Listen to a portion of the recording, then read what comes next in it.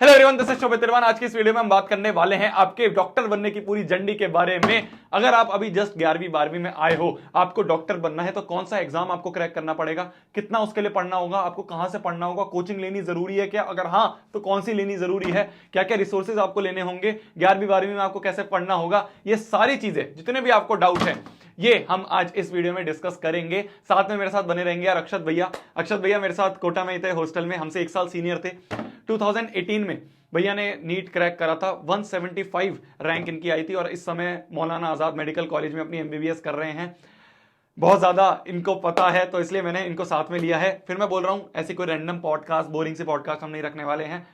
To the point मैंने चीजें भैया से पूछी है, उन्होंने जो भी मेरे को आंसर दिया है अगर उसका एक्सप्लेनेशन जरूरी है तो मैं आपको यहाँ पे उस चीज को और एलेबरेट करके बताता रहूंगा। शुरुआत करते हैं पहले क्वेश्चन से। सबसे पहला क्वेश्चन ये है कि आपने 10th के बाद पीसीबी क्यों चूज करी, क्यों आप बायो की तरफ गए, क्यों नहीं आप और बच्चे जो इंजीनियरिंग के लिए जाते हैं या फिर कॉमर्स के लिए जाते हैं या फिर आर्ट्स के लिए जाते हैं, आपने वो क्यों नहीं सोचा, आपने क्यों पीसीबी चूज करी? यार 10th के अंदर एक्चुअली मेरे दो इन्फ्लुएंसेस थे। मेरे फादर, तो वो खुद जूलॉजी उन्होंने करी थी परस्यू, तो उन्होंने थोड़ा सा बचपन से इंटरेस्ट डेवलप करके रखा था प्लांट्स और एनिमल्स के अंदर। दूसरे मैंने 10th में कोचिंग ज्वाइन करी थी, तो एक हमारे सर थे, वो ओलंपियाड के लिए उन्होंने हमें प्रिपेयर करवाया था।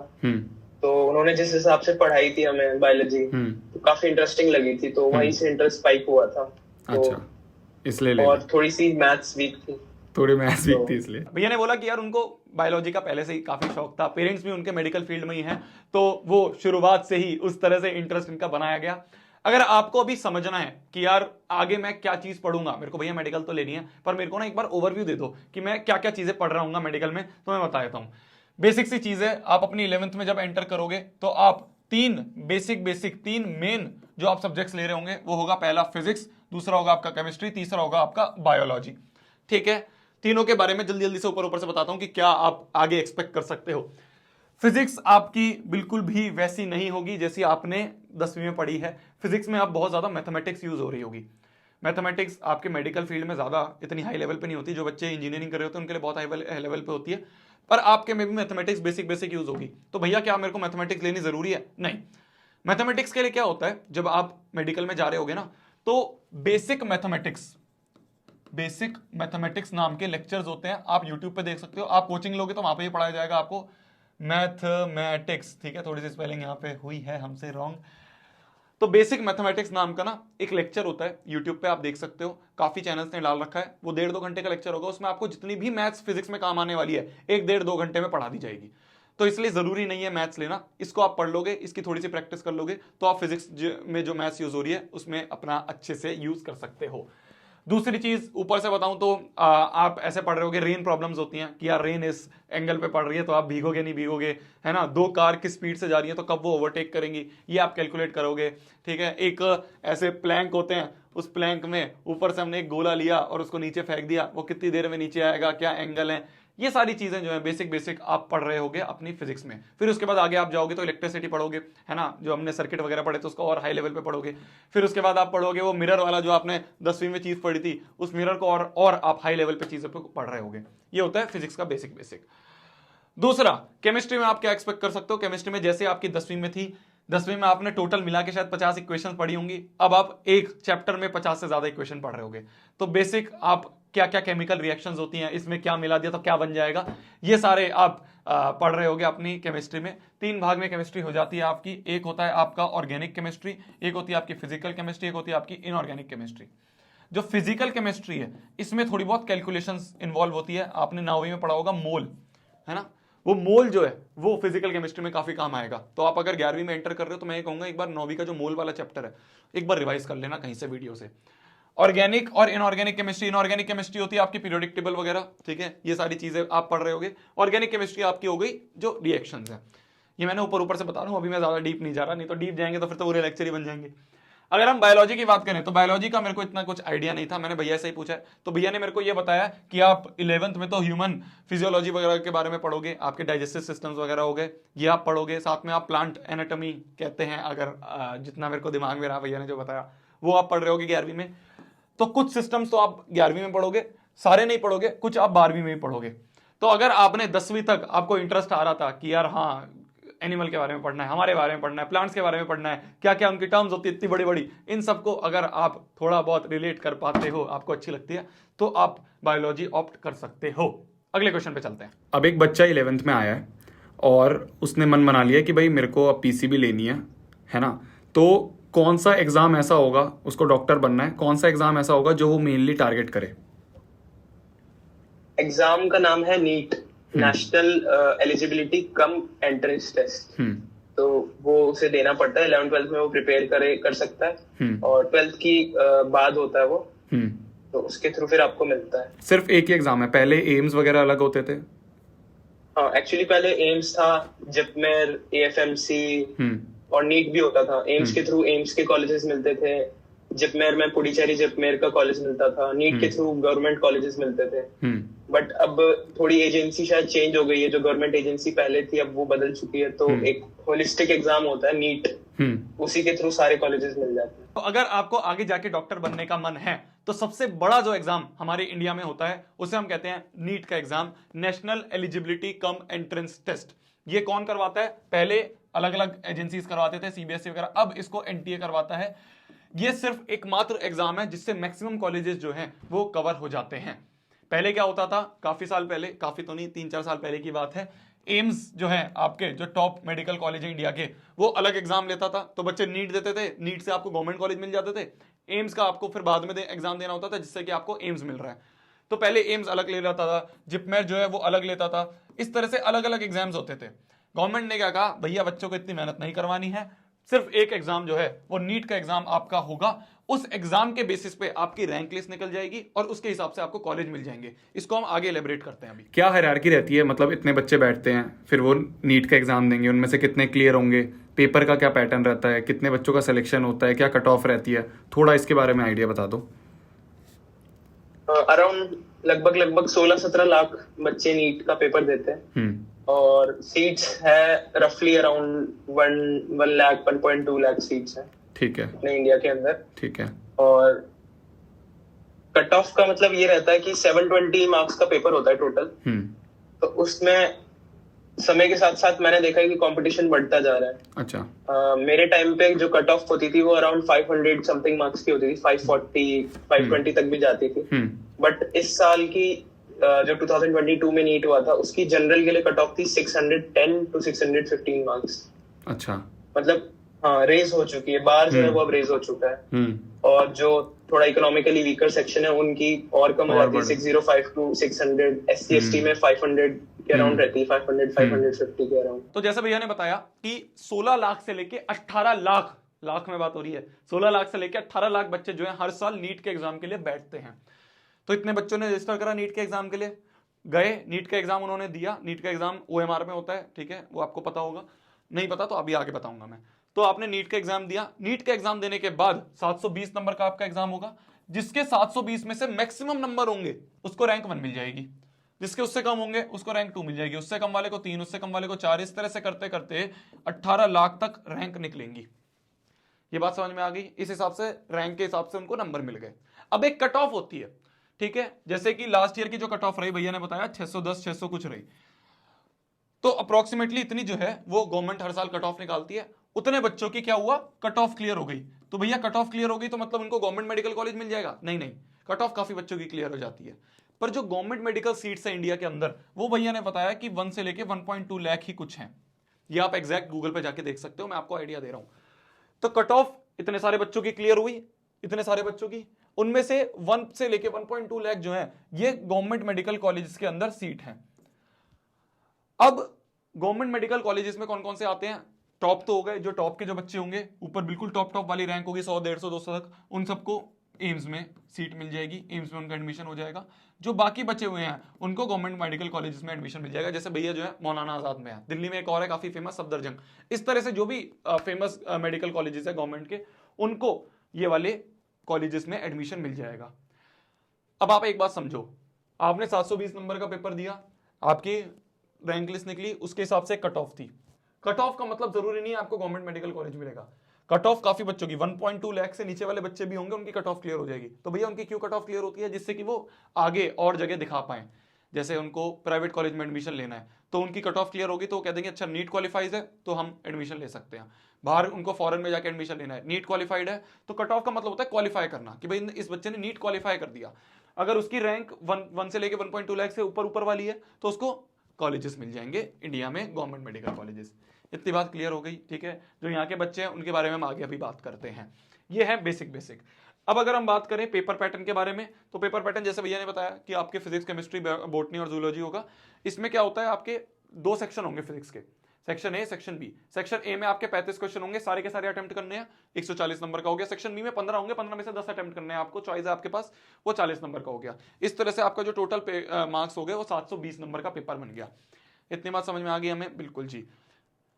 अगर आप क्वेश्चन को अटेम्प्ट कर रहे हो, आपका सही हो गया तो आपको +4 मिल जाएंगे, अगर आपका गलत हो गया तो आपके -1 हो जाएंगे। अगर आपने अटेम्प्ट ही नहीं करा, खाली छोड़ दिया, तो आपका कोई मार्क्स डिडक्ट नहीं होगा, ठीक है। ये हो गया no marks for unanswered question. Total 200 question होंगे, फिर मैंने बता दिया 200 में से आपको सिर्फ और सिर्फ 180 क्वेश्चंस को अटेम्प्ट करना है। वो 5-5 क्वेश्चन जो है, जो 15 में से 10 करने हैं, वो चॉइस आपको मिल जाएगी। एमसीक्यू में होगा आपका 3 घंटे 20 मिनट का होगा। पेन पेपर होगा, ये कंप्यूटर पे नहीं होता है, जेई वगैरह का कंप्यूटर पे होता है। इसमें आपको पेन पेपर दिया जाएगा एक, और आपको एक ओएमआर दी जाएगी, ओएमआर आपको फिल करनी है, ठीक है। ओएमआर वापस से नहीं मिलती है तो इसलिए इसकी प्रैक्टिस आप साथ साथ में कर रहे होगे। ये बेसिक चीजें हो गई। बाकी तो और बहुत सारी डिटेल्स हैं, आप जाके देख सकते हो वेबसाइट वगैरह पे। मैंने आपको बेसिक बता दिया कि कैसे नीट का एग्जाम कंडक्ट होता है। अब भैया जिनको ये कॉलेजेस नहीं मिल पा रहे, मतलब मान लो या तो उनकी कट ऑफ क्लियर हो गई फिर भी वो उस लेवल तक नहीं आ पाए कि उनको अच्छा गवर्नमेंट कॉलेज मिले, या फिर कोई ऐसा बच्चा है जिससे वो कट ऑफ नहीं क्लियर हो पाई, तो या तो उसके पास चांस है वो रिपीट कर ले, या फिर और क्या ऑप्शंस हैं उसके पास कि वो इसी साल अगर उसको एमबीबीएस करनी है तो? और ऑप्शंस पे फिर आ जाएगा, या तो आप प्राइवेट कॉलेजेस को ज्वाइन कर सकते हो। सेमी प्राइवेट कॉलेजेस भी होते हैं, उनमें थोड़ी रिलेटिवली फीस कम होती है। और अगर मतलब आपका सोशल बैकग्राउंड अच्छा है, मतलब फैमिली बैकग्राउंड अच्छा है, तो आप प्राइवेट ज्वाइन कर सकते हो। एजुकेशन लोन पे आप ज्वाइन कर सकते हो। वरना फिर एमबीबीएस कोर्स के अलावा बीडीएस कोर्सेज भी होते हैं जो डेंटल के होते हैं, अच्छा, बैचलर ऑफ डेंटल सर्जरी। तो उनकी कट ऑफ भी थोड़ी सी कम जाती है। तो अगर कोई सोच रहा है कि ठीक है चलिए एमबीबीएस नहीं तो हम बीडीएस ज्वाइन कर लेंगे, तो वो डेंटल भी कर सकते हैं। हो सकता है किसी का मन ही ना हो एमबीबीएस ज्वाइन करने का। बाकी बीएएमएस भी होता है कोर्स, आयुर्वेदिक मेडिसिन जो है, आपकी होम्योपैथी है, आयुर्वेदा, इन सब का भी एक अलग से कोर्स होता है, तो उसकी भी कट ऑफ थोड़ी सी कम जाती है, ठीक है। और अगर उसका क्लियर ही नहीं हुई है कट ऑफ तो वो बाहर ट्राई कर सकता है, फॉरेन मेडिकल ग्रेजुएशन, या फिर कट ऑफ क्लियर हो गई है बट उसको नहीं मिल पा रहा अच्छा कॉलेज, तो वो बाहर जा सकता है फॉरेन मेडिकल ग्रेजुएशन के लिए। ठीक है। तो सबसे पहले भैया ने बताया कि जो कॉलेजेस हैं आप डायरेक्ट जाके गूगल पे सर्च कर सकते हो कि कॉलेजेस इन इंडिया जो कि नीट का स्कोर एक्सेप्ट करते हैं। तो इस तरह से आपको वेबसाइट मिल जाएगी। उस वेबसाइट में आपको हर एक स्टेट के, कि दिल्ली में ये कॉलेजेस हैं, आपके गुजरात में ये कॉलेजेस हैं जो नीट का स्कोर एक्सेप्ट करते हैं। तो जो भी आप स्टेट में हो, अगर आपका किसी कारणवश वो टॉप वाली रैंक नहीं आ पाई, तो आप इस तरह से जाके देख सकते हो कि आपके स्टेट में आसपास वाले कौन से कॉलेजेस हैं जो नीट का स्कोर एक्सेप्ट करते हैं। ये हो गया। दूसरा प्राइवेट कॉलेजेस हैं, बट प्राइवेट कॉलेजेस का इंडिया में जितने मैंने लोगों से पूछा है उनका यही है कि बहुत ज़्यादा फीस होती है, तो इसलिए बच्चे क्या करते हैं फिर फॉरेन वगैरह में जाके अपना एमबीबीएस वगैरह करते हैं। सेकंड ऑप्शन जो भैया ने बताया वो है कि और कौन कौन से कोर्सेज हैं जो कि आपको नीट के थ्रू मिल सकते हैं। भाई कोई बच्चा है जिसका एमबीबीएस नहीं हो पा रहा, कोई बात नहीं, वो जाके बीडीएस कर सकता है, बैचलर ऑफ डेंटल सर्जरी, वो बीएएमएस कर सकता है, वो बीएचएमएस कर सकता है, बीएनवाईएस। तो इस तरह से आप जाके अगर गूगल पे सर्च करोगे courses other than MBBS through NEET, तो आपको सबसे पहली वेबसाइट जो है इसमें ये सारी चीजें मिल जाएंगी कि और कौन कौन से कोर्सेज हैं जो आप एमबीबीएस के अलावा कर सकते हो। देखो सिंपल सी चीज है, टारगेट हमें करना है कि हमारी वो टॉप रैंक आए, ठीक है, हम इन वाली रैंक्स में आए जिससे कि हमारे को एक अच्छा कॉलेज मिल जाए। अगर ये नहीं हो पा रहा है किसी कारणवश, कोई बात नहीं, उसके बाद भी हमारे पास बहुत सारे ऑप्शन है, तो इसलिए हमें ज्यादा टेंशन नहीं लेनी है। मैं सिर्फ इसका मोटिव यह है ये सब बताने का कि ज्यादा टेंशन लेने वाली बात नहीं है। हम अपना बेस्ट देंगे जिससे कि हम स्कोर में आ पाए, नहीं आ पाएंगे तो हमारे पास और भी बहुत सारे ऑप्शंस हैं। ठीक है जी, आगे बढ़ते हैं। अब मैंने साइंस ले लिया, साइंस स्ट्रीम में आ गया हूँ मैंने पीसीबी ले लिया। अब मुझे नीट क्लियर करना है, अच्छा कॉलेज में जाना है, तो मेरे को कोचिंग ज्वाइन करनी चाहिए क्या, ये पहला क्वेश्चन। और अगर हाँ तो कौन सी कोचिंग करनी चाहिए, क्या चीज हमें दिमाग में रखनी चाहिए कोचिंग ज्वाइन करते वक्त? मतलब मेरी एडवाइस तो यही रहेगी कि एक्चुअली कंपटीशन बढ़ता जा रहा है विद टाइम। मतलब 2018 से लेके अब तक जो मैंने देखा एकदम एक्सपोनेंशियल बढ़ रहा है। राइज हो रहा है, मतलब बहुत अच्छी रैंक के लिए आपको बहुत ज्यादा भी स्कोर करना पड़ेगा। और कट ऑफ भी हम देख रहे हैं कि 610 हो चुकी है। तो कोचिंग फिर इस पॉइंट पे थोड़ी सी क्रूशियल हो जाती है। मतलब कर सकते हो आप ट्राई, बट मेरे हिसाब से तो थोड़ा मुश्किल हो जाएगा, क्योंकि खुद से प्रिपेयर करना। कोचिंग में आपको पूरा एक सपोर्ट रहेगा कि भाई कोई भी आपको डाउट है तो वो ऑन हैंड आपका क्लियर हो जाएगा। मतलब फेस टू फेस इंटरेक्शन है, एक थोड़ा सा कंपल्शन है ऊपर से, फैमिली प्रेशर है थोड़ा सा, फ्रेंड्स है आपके, आपसे अच्छा परफॉर्म कर रहे हैं, आपके टीचर से आपको मोटिवेट कर रहे हैं, और मतलब स्टडी मटेरियल इतना कंसाइज और एग्जैक्टली जो आपको रिक्वायर्ड है। तो मेरे हिसाब से तो कोचिंग थोड़ी सी जरूरत, मतलब इस टाइम पे थोड़ी क्रूशियल है। ठीक है, और लें तो क्या चीजें कंसीडर करें एक कोचिंग में जाने के पहले? कोचिंग में जाने से पहले आप अपने सीनियर से बात कर सकते हो, कोई आपकी जान पहचान के अंदर है, अगर 1BBS कर रहे हैं तो वो आपको अच्छे से बता सकते हैं। बाकी नहीं तो आप ट्रायल्स ले सकते हो अलग अलग कोचिंग के। अब आप लेक्चर्स अटेंड करके देखो, आपको थोड़ा लग रहा है कि हाँ ये एनवायरनमेंट मुझे हेल्दी लग रहा है, या हाँ टीचर्स बहुत अच्छे हैं, कंटेंट अच्छा है, मटेरियल अच्छा है, तो फिर उस हिसाब से मतलब ट्रायल एंड एरर करके आप एक बार ज्वाइन कर सकते हैं। ठीक है, तो कोचिंग के लिए भैया ने यही चीज बताई जो मैं आपको हर एक वीडियो में बताता हूं। कोचिंग इस पॉइंट पे इनके हिसाब से जरूरी है, क्योंकि कट ऑफ जो है वो बहुत ऊपर जा चुकी है, तो हम रिस्क नहीं ले सकते, है ना भाई। हम रिस्क लेने के भैया एक बार ट्राई करके देखता हूं, तो उससे क्या होगा, दिक्कत आ सकती है, क्योंकि कट ऑफ बहुत ज्यादा ऊपर जा रही है। कोचिंग हमें क्या क्या चीजें प्रोवाइड करती है, मैं हर बार आपको बताता हूं, यहां पे बता रहा हूं। कोचिंग आपको दो चीजें प्रोवाइड करती है। पहला कि आप कंसिस्टेंट रहो, आप जाओगे वहां पे, बैठोगे, पढ़ोगे। भाई ज्ञान तो आपको और जगह भी मिल रहा है ना, यूट्यूब पे भी पढ़ा हुआ है, पर वहां पे क्या होगा कि अगर आपकी 2 बजे की क्लास है तो आप 2 बजे वहां जाके बैठे होगे। ये नहीं होगा कि आप यूट्यूब पे पढ़ रहे हो और आपको पढ़ते पढ़ते बोर हुआ, आपने लैपटॉप बंद करो, आप आपके आगे आप कुछ और काम करना शुरू कर दिया। तो पहली चीज कंसिस्टेंसी प्रोवाइड करता है। दूसरी चीज 1-to-1 इंटरेक्शन होता है। आपको कोई डाउट आ रहा है, आप हाथ खड़ा करोगे, डायरेक्ट पूछ लोगे। वो आपको YouTube वगैरह नहीं प्रोवाइड करता है, क्योंकि YouTube पे हर चीज पड़ी है, पर वो live 1-on-1 interaction, live doubt solving, live question solving, है ना, एक एनवायरमेंट, आसपास वाले बच्चे आप देख रहे हो कि पढ़ रहे हैं आपके पास ऑनलाइन, चाहे लाखों बच्चे साथ में पढ़ रहे हो, पर वो ऑफलाइन वाली जो फील होती है कि आपके साथ में 2000 बच्चे, 200 बच्चे, 150 बच्चे बैठ के पढ़ रहे हैं, वो अलग ही होता है। ठीक है, मैं ये नहीं कह रहा हूं कि आपको ऑफलाइन जाना चाहिए या ऑनलाइन जाना चाहिए, मैं सिर्फ ये कह रहा हूं भैया ने जितना आपको सजेस्ट करा है कि कोचिंग शायद जरूरी है, जिससे कि आपको एक पूरा पैटर्न मिल जाए। आप ये ना हो कि भाई मैं तो सेल्फ स्टडी के लिए बैठा हूं भैया, और सेल्फ स्टडी में मैंने 1 महीने में 1 चैप्टर निपटा दिया, पर क्या पता कोचिंग में 1 महीने में 2 चैप्टर हो गए हो, 3 चैप्टर हो गए हो, तो आप पीछे चल रहे हो। तो आपको कंसिस्टेंसी प्रोवाइड होगी, दूसरा आपको 1-on-1 इंटरेक्शन मिल जाएगा। ये कोचिंग के लिए जरूरी है। कौन सी लेनी चाहिए, कहां से लेनी चाहिए? तो सबसे पहली चीज है कि आप अपने सीनियर से जाके पूछ सकते हो, जो भी आपके आसपास, क्योंकि मैं बताऊंगा वो कोई पॉइंट नहीं बनता, है ना। मैं ऐसे किसी के साथ कोई जुड़ा हुआ तो हूं नहीं कि मैं इसका नाम ले दूंगा उसकी सीट पड़ जाएंगी, ऐसा कुछ है नहीं। आपके आसपास लोकेलिटी में कौन सी बेस्ट कोचिंग है, ब्रांड के पीछे मत भागो कि ये ब्रांड है भैया ये बहुत अच्छा होता है, ऐसा कुछ नहीं है। टीचर्स के ऊपर डिपेंड करता है कि भाई कौन सा टीचर है जिससे आपको कनेक्शन बैठता है। तो आप आसपास वाले अपने दोस्तों से पूछ सकते हो, आपके कुछ सीनियर्स हैं उनसे पूछो कि भैया आसपास लोकेलिटी में कौन सी बेस्ट है, उनके पास जाओ, ट्रायल क्लासेस लो, आपको अच्छी लग रही है फिर उनको आप ज्वाइन कर सकते हो। ये होता है कोचिंग के लिए। ठीक है, आगे बढ़ते हैं। भैया एक्स्ट्रा बुक लेनी चाहिए क्या, या खाली कोचिंग का मॉड्यूल सफिशिएंट है, और अगर लेनी चाहिए तो फिर कौन सी लेनी चाहिए? मतलब एक्स्ट्रा बुक्स एक्चुअली कोचिंग के मॉड्यूल्स, डेली प्रैक्टिस प्रॉब्लम्स, और मतलब ये अपने में बहुत बड़ी चीज है अगर कोई कर ले तो। अच्छा, बट एक्स्ट्रा बुक्स जैसे NCERT है वो तो बेसिक है, मतलब वो भगवान गीता, उसको जो भी कहो आप, है ना, मतलब वो मिनिमम है जो आपको करनी ही करनी है। तो आप मतलब बायोलॉजी की NCERT तो एकदम उसी से ऑनलाइन टू लाइन क्वेश्चंस आते, तो बायोलॉजी की NCERT तो इज वेरी वेरी इंपॉर्टेंट। ठीक है, फिजिक्स की NCERT थोड़ी सी उसका लेवल अप हो जाता है, और बाकी वो भी काफी अच्छी बुक है, वो भी करनी चाहिए। केमिस्ट्री की भी बहुत अच्छी है।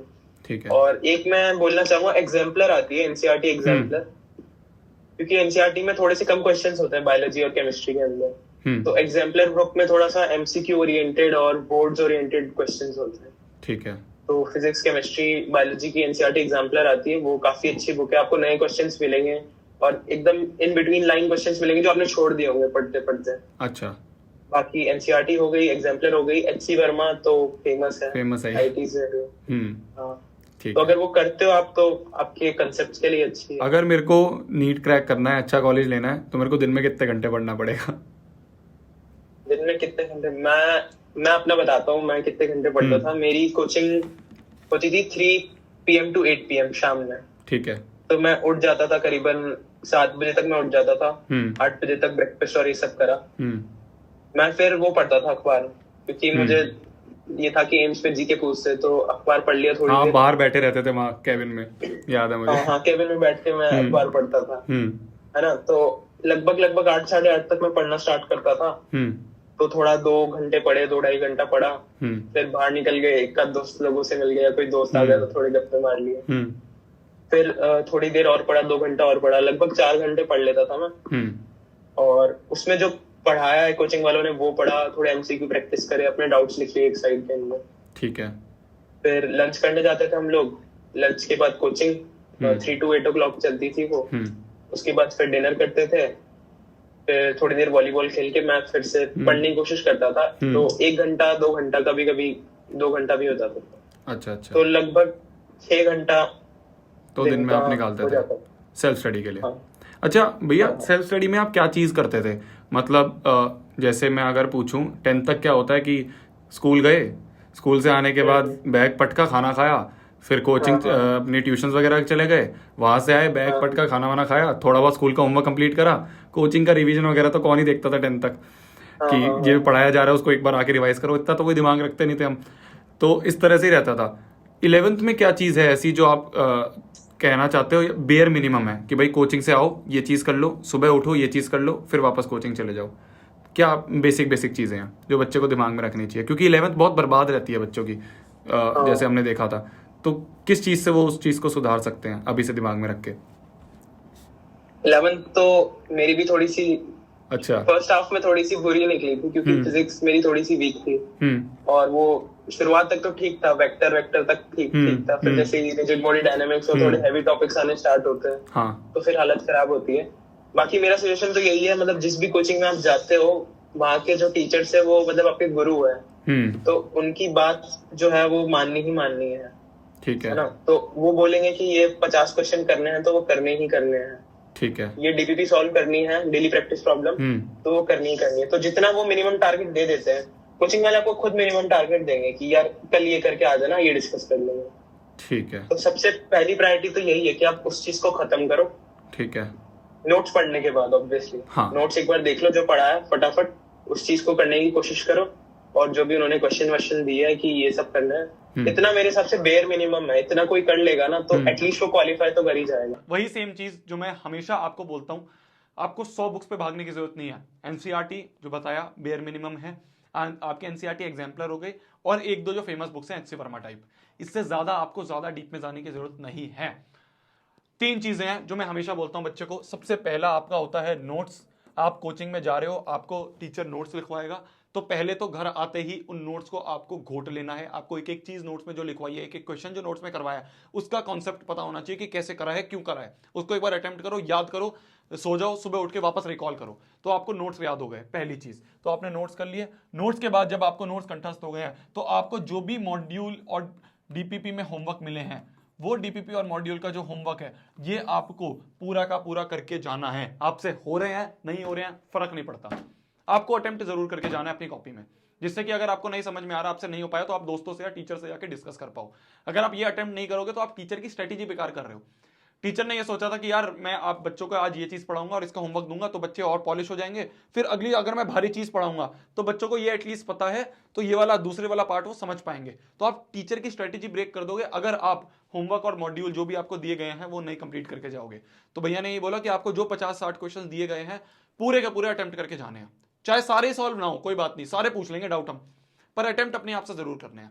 ये हो गया। नोट्स पढ़े आपने, मॉड्यूल होमवर्क जो है आपका वो आपने कंप्लीट करा, और आप बैठ के जितने भी रेगुलर है, जितने भी आपके टेस्ट वगैरह होते हैं उसको रेगुलरली दे रहे हो और उसको एनालाइज कर रहे हो। टेस्ट के एनालिसिस के ऊपर एक वीडियो बना रखी है, वो आप जाके देख सकते हो चैनल पे। इतना बेयर मिनिमम कर लिया ना मेरी जान, आप पूरी क्लास से बहुत आगे होगे। क्योंकि बच्चे ये भी नहीं करते हैं, बच्चे भागते हैं, ये मेरे दोस्त ने ये बुक ले ली मैं ये करूंगा, मेरे दोस्त ने ये ले ली मैं ये करूंगा, मेरे स्कूल के दोस्त के टीचर ने ये बोला है तो मैं ये करूंगा। सब भाड़ में जाएं। आपको टीचर के ऊपर फोकस करना है, जो आपको पढ़ा रहा है उसको लकीर मान के उसकी एक एक वर्ड को, एक एक गाइडेंस को फॉलो करना है।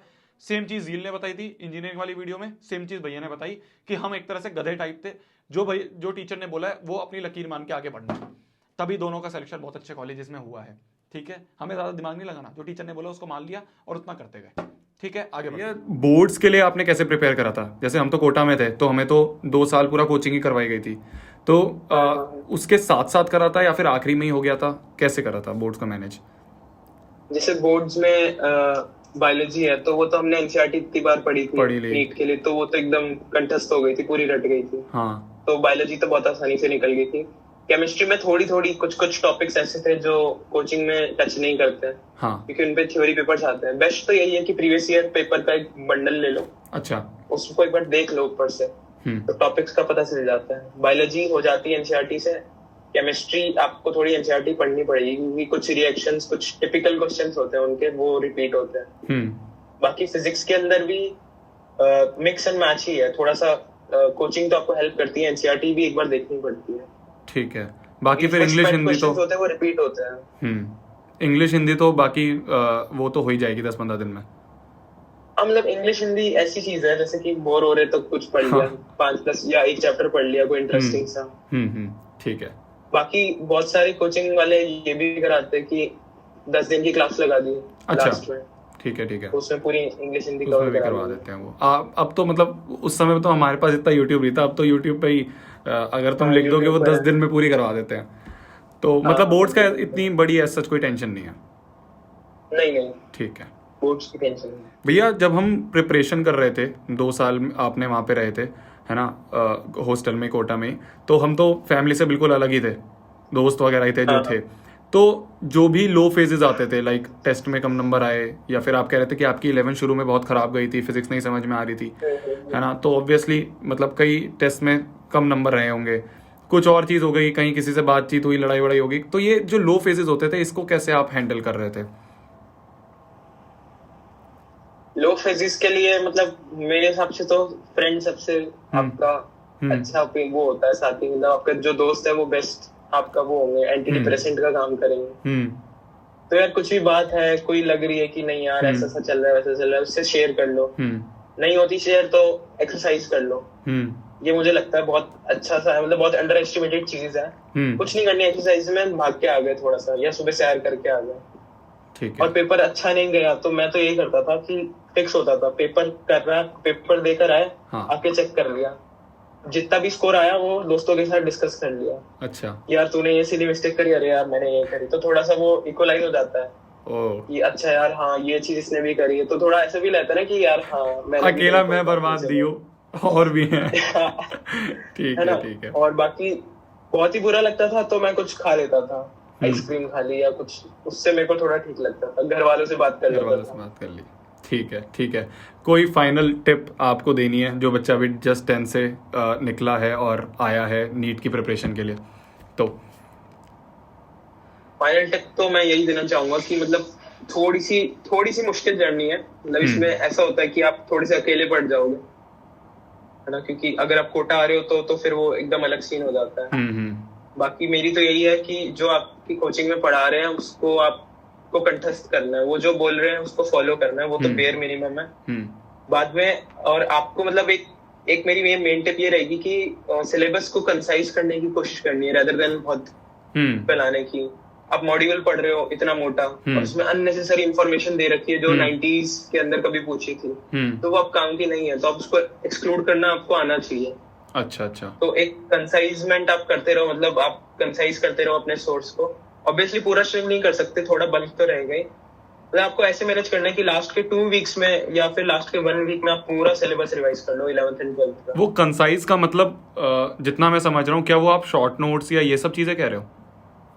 नहीं, जैसे फिजिक्स है तो भाई आप एक फॉर्मूला की वो बना सकते हो लिस्ट। अच्छा। आपने जितनी एमसीक्यू प्रैक्टिस करनी थी वो आपने कर ली 2 साल के अंदर। ठीक है। लास्ट में आप थ्योरी पढ़ रहे हो, क्या एक्सप्लेनेशन है हर चीज का, वो इतना इंपॉर्टेंट नहीं है। तो एक एमसीक्यू की लिस्ट बना के कॉपी बना ली, इसमें हाँ भाई पूरे आपके वो है फॉर्मूले हैं लिखे हुए। अच्छा, समझ गया मैं। केमिस्ट्री में आपको लग रहा है कि यार ये रिएक्शन तो मेरे को कभी याद ही नहीं रहती है। सबसे इंपॉर्टेंट चीज जो यहाँ पे भैया ने बताई, 10वीं तक क्या होता है ना, हमारा बहुत छोटा सिलेबस होता है, हमारा एक चैप्टर जो है 4 पेज के नोट्स में पूरा कंप्लीट हो जाता है।